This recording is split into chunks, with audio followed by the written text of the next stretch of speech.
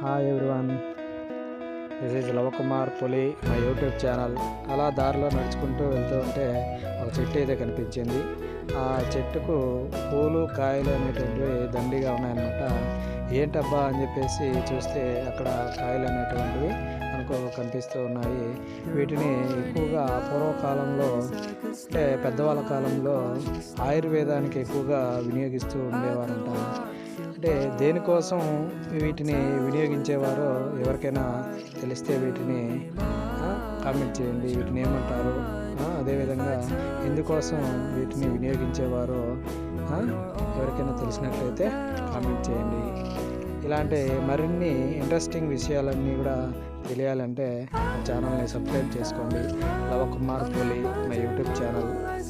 మంచి మంచి విషయాలన్నీ కూడా మీకు తెలియాలంటే ఛానల్ని సబ్స్క్రైబ్ చేయండి, షేర్ చేయండి, కామెంట్ చేయండి.